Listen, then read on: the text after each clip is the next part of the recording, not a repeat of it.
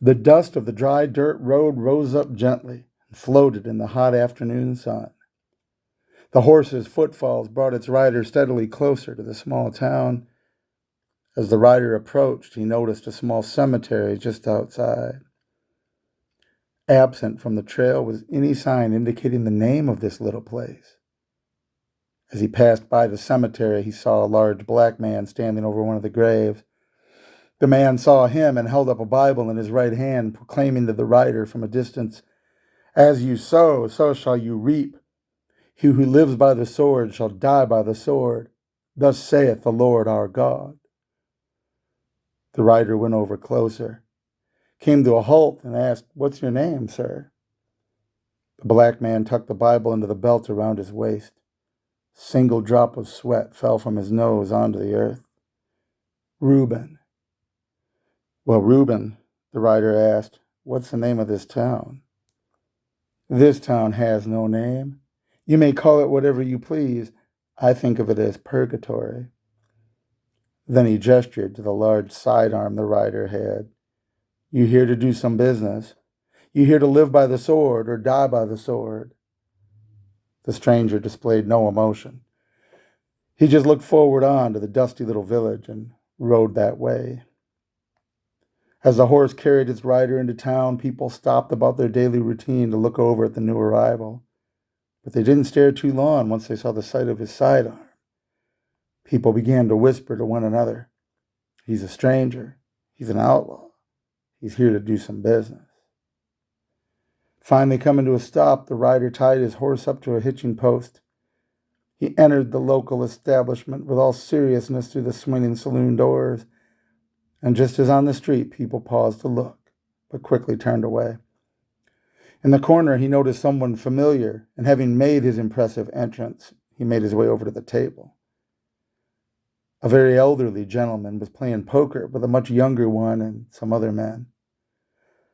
Together one-on-one, it gave the appearance of a wise man teaching a disciple. "Ain't seen you in a few years," the old gambler declared. "Hell, you're still alive," the stranger retorted. "Still running an honest game."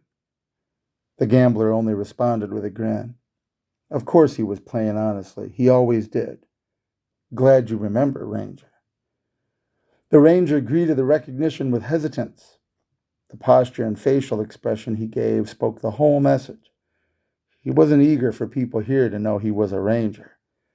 "My young friend here is learning the ropes," the gambler quickly switched topics. "I ain't getting no younger. Gotta pass on my wisdom in my twilight years." "Holiday," the young man put out his hand with enthusiasm. The ranger didn't take it. The young man leaned back hesitantly from the attempted handshake and muttered, "Name's Holiday." "He's a doctor," the gambler snickered. "Of dentistry. Go figure."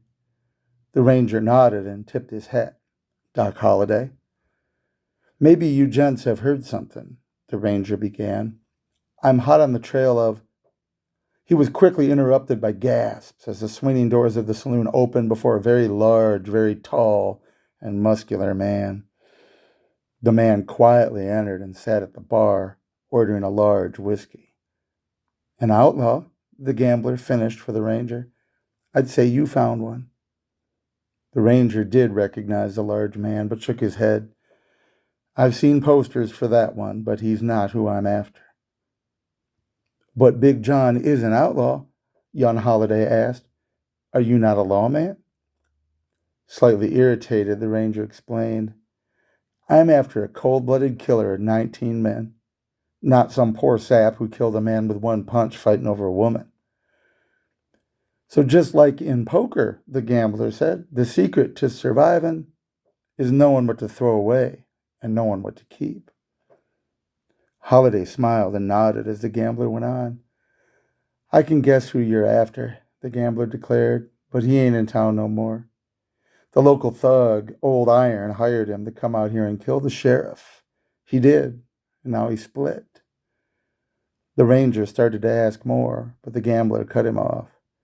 "You need to visit the sheriff's office." The low glow of the evening sun found the ranger in the office of the now deceased sheriff. He lit an oil lamp on the sheriff's desk and began to go through the drawers. Inside, he found fascinating documents that spoke a whole book worth of drama when pieced together. Old Iron, the local corrupt bad man, had hired a killer to take out the sheriff. It didn't take long to figure out why. The sheriff had figured out that Old Iron's recent strike of a gold vein on his property wasn't exactly on his property. It was on government land. The ranger leaned back and sighed. He hadn't come here for this, but now he felt he needed to do something more before moving on after his quarry. As he pondered his next move, a cool whisper came from the shadows. "Let me help." The hairs on the back of the ranger's neck stood up. He turned to take in the most ghostly figure of a tall and lanky man, pale and stoic. "Who are you?" The man walked closer, and the ranger could see that he wasn't wearing a shirt. 6 scars of bullet holes covered his chest, and the scar of an old noose wrapped around his neck. How the hell did he survive all that? The ranger wondered. Or did he? Those eyes. There's something crazy about his eyes. "I'm a man on a pale horse," the stranger said. "Call me the Angel of Death." I'm going to the mine." The ranger couldn't think of anything else to say. The stranger pulled on a shirt and a large hat. "I'll be coming with you." At the entrance to the mine, there were workers just inside. In the open cavern, there were top-line men who were pulling the carts of raw ore on their final ascent to the surface. Supervising them, Old Iron himself stood in the midst. The stranger stayed out several feet as the ranger approached. Old Iron caught sight of the 2 men and managed a wry smile. "Fools," he muttered to the men around him. "Fools to be getting between me and my gold." The top-line men looked at each other nervously. Big John was there with them, and he betrayed no emotion with a blank look as he kept tugging the carts up from the depths of the earth. As the ranger stepped forward, 2 shots suddenly rang out. The shots were quickly followed by 2 falling corpses that zipped past the cavern opening into the earth. The stranger and Old Iron looked back at the stranger. The stranger simply squinted and spit. He was fast, much too fast, and much too wily for Old Iron's inept henchmen. Shit. The ranger only smiled at Old Iron's profanity. "This is over. It has to stop now."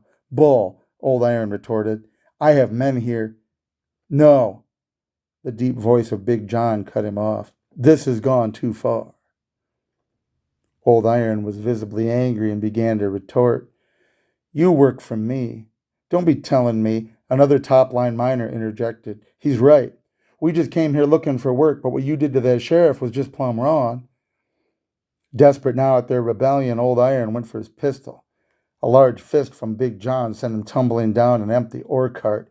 Propelled by his inertia, it sped down the tracks and deep into the earth, carrying Old Iron with it. A large crash and a rumble followed. "Damn!" one of the miners exclaimed. "There's a collapse starting." The mine was going to close in over Old Iron, a fitting end for the bad man, but not the poor miners still trapped below. They sure didn't deserve to share his grave. Big John nodded to the ranger in a gesture of respect that seemed to say, "I'm the only one with a debt to pay."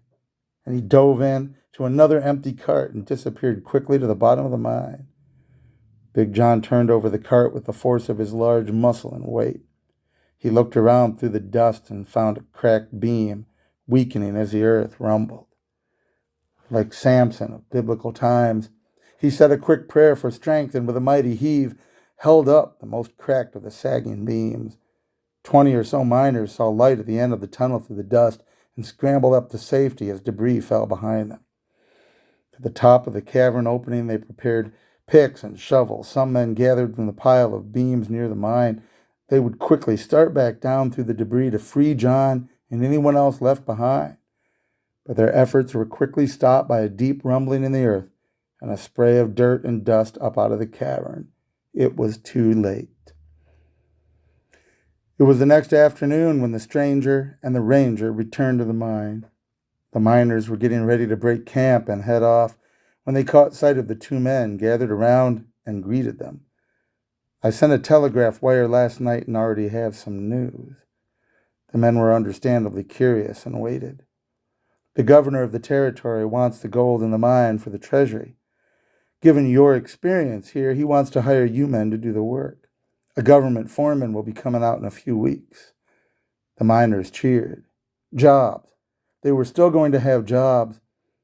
"The vein we was working is worthless now," one of the miners declared. "But we can start down again from the other side of the hills," another miner suggested. A few of the miners were standing outside when they heard the good news. They were busy erecting a stone in front of the old mine entrance, a stone in honor of Big John. The stranger and the ranger mounted up and rode off together silently. On the other side of purgatory, they came to the old cemetery, and a voice called out, the angel of death." The ranger looked to see Reuben running over toward them, uncharacteristically seeming almost frantic. He stopped suddenly and collected his wits. He nodded to the stranger. "I'll be blessed, sir. It's good to see you again. Sheriff." "Sheriff?" The ranger wondered and turned quickly. Just like that, the stranger was gone. As suddenly as he had appeared in the sheriff's office. Horse, rider, everything, no trace. The ranger shook his head and said a silent prayer. Reuben smiled. "You go on now, sir. Go on and catch you that killer." Yes, he thought to himself. I'm finally going to catch up with Texas Red, who killed 19 men. And the ranger thought of the stranger that had helped him, the sheriff. 1 and 19 more, he whispered to himself. 1 and 19 more.